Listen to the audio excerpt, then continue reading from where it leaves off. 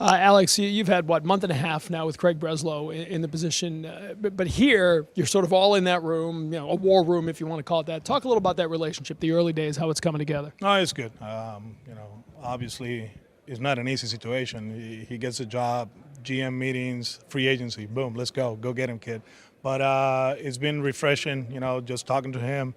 The pitching side of it is the one that intrigues me, and he's really good at it.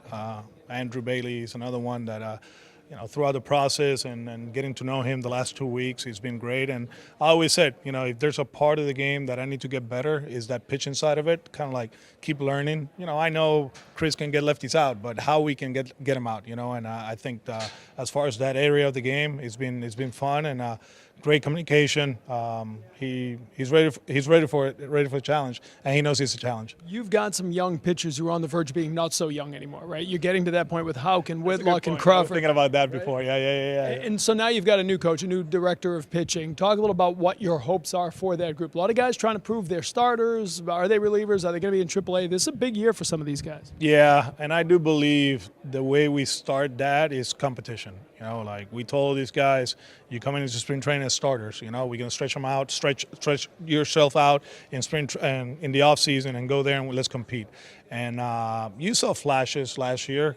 Cutter went 6 towards the end of the season. Tanner did a good job against New York, if I'm not mistaken. He pitched well the last game of the season against Baltimore. Nick Fibetta has something to prove.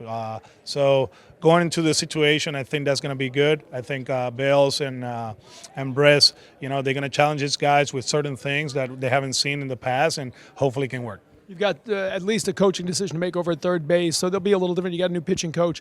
You haven't had that in a couple of years now. So how different is that, bringing that group together and getting them going? Yeah, it's important. We're actually going to meet for 3 days or 4 right before winter weekend in Boston, and just have the whole group go through the whole thing. First things first, get that tour of Fenway Park to the new guys, walk around and see it and understand the history of the Boston Red Sox. I think that's very important. That's something I did in 2018 when I first got the job, and we haven't done it in a while, and we will do it because I think it's important for people to understand how important it is, the history of the stadium, and who we are. That's something we have to do. And then after that, just talk about everything, and we're going to make decisions. I think we're going to be in a good spot coming up in the season. Obviously, we lost 2 good guys. We love those guys. They've been great, but we had to turn the page. We make the tough decisions, and now we just got to make sure we're in a good spot going into the season. As a manager, when you're entering the last year of a contract, that's news. Any news there? No, not really. The Twins, they got a game tonight. Camila probably has a class at 6 o'clock, and Angelica's happy back home. So we're very comfortable where we at. We love it here.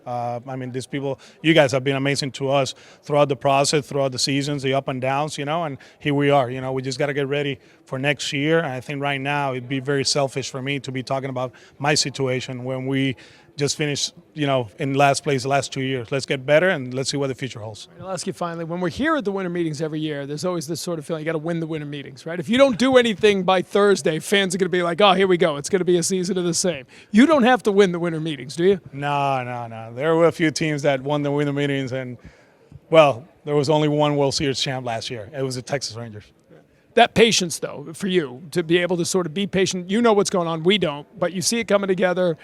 How difficult is it to remain patient when you know what the needs are? No, and I think it's more for the fans. I got my mom asking, so she's a fan. She loves the Red Sox and the Tigers now. But I understand how people work. I'm a fan of other sports, right? And it's part of it, I wish it was a little bit faster, and this industry-wise, not only the Red Sox. We can talk about that later on, but we just have to make sure we make the right decisions, we talk to the right people, and when opening day comes in, we're going to have a good, versatile team, and we're going to be ready.